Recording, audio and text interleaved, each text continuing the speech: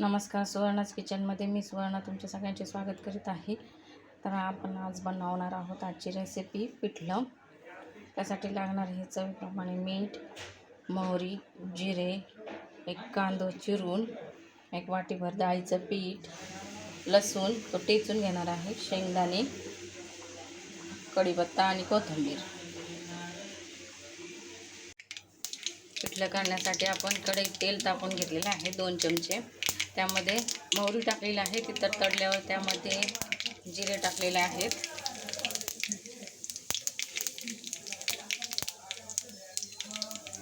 जिरे टाकल्यानंतर त्यामध्ये कांदा टाकून घेतलेला आहे. कांदा तळत आल्यावर असा मऊसर लालसर झाल्यानंतर आपण त्यामध्ये शेंगदाणे टाकून घेतलेले आहेत, ते पण तळून घ्यायचे आहेत. त्यामध्ये नंतर कढीपत्ता टाकून घ्यायचा आहे.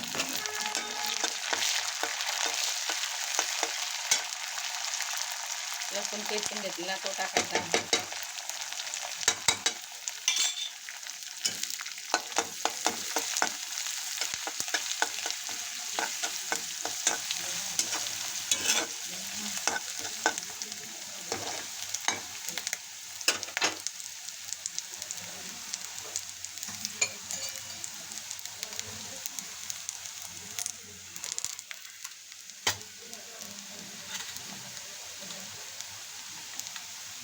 हळद टाकून घ्यायची आहे.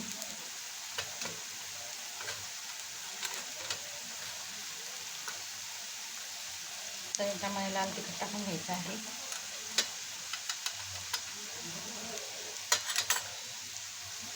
लगेचच पाणी टाकून घ्यायचं, हलवून घ्यायचं आधी.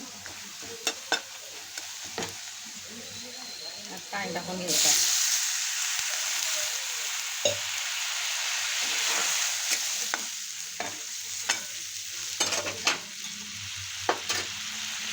चवीप्रमाणे मीठ टाकून घ्यायचं आहे.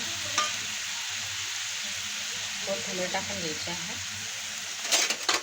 याला चांगली उकळी येऊन द्यायची आहे.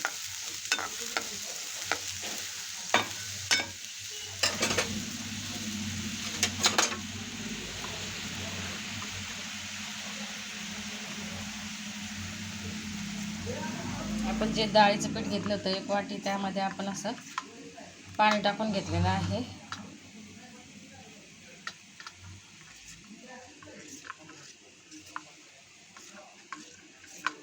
त्याच्यामुळं पिठल्यामध्ये गुठळ्या होत नाहीत.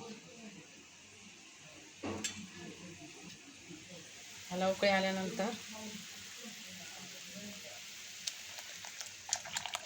हे पीठ सगळं ओतून घ्यायचं आहे.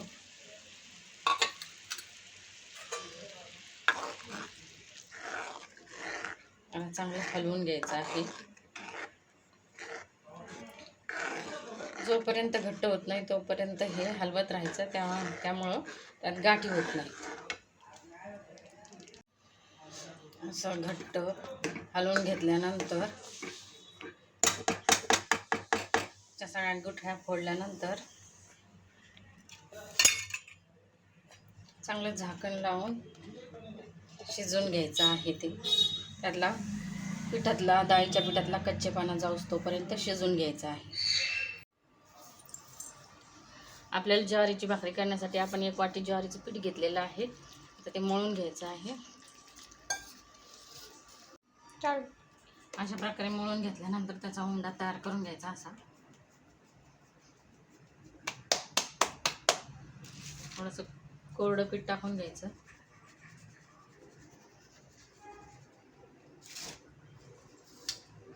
अशी ही भाकरी थापून घ्यायची आहे. गोल अशा प्रकारे थापून घ्यायची भाकरी. हे उलट्या साईडनी टाकून घ्यायची.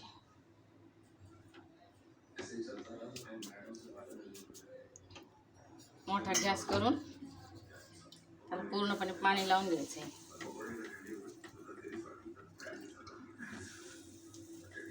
कुठेही कोरडी ठेवायची नाही.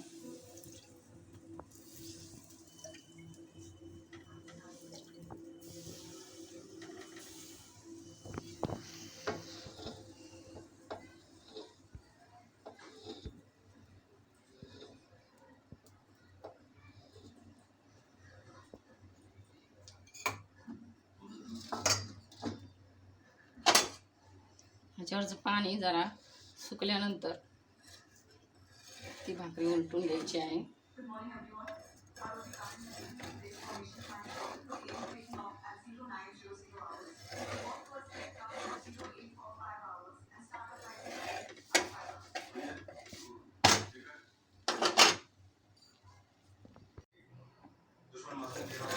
पूर्णपणे भाजून घ्यायचे खालची साईड. उलट पलट करून पूर्णपणे अशी भाजून घ्यायची. आता ही पूर्णपणे एक बाजूने भाजून घेतल्यानंतर दुसऱ्या बाजूने पलटून घ्यायची आहे.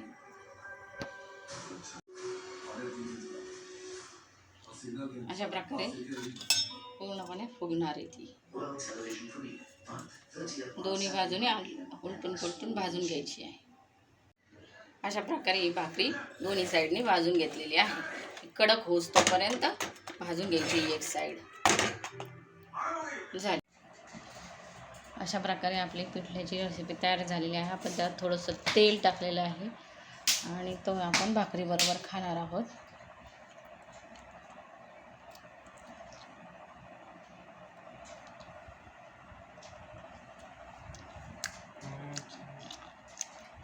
मस्त झालेले आहे. तुम्ही घरी ट्राय करा रेसिपी आणि कमेंटमध्ये नक्की सांगा की रेसिपी कशी झालेली आहे. व्हिडिओला लाईक शेअर आणि सबस्क्राईब करायला विसरू नका. बाय.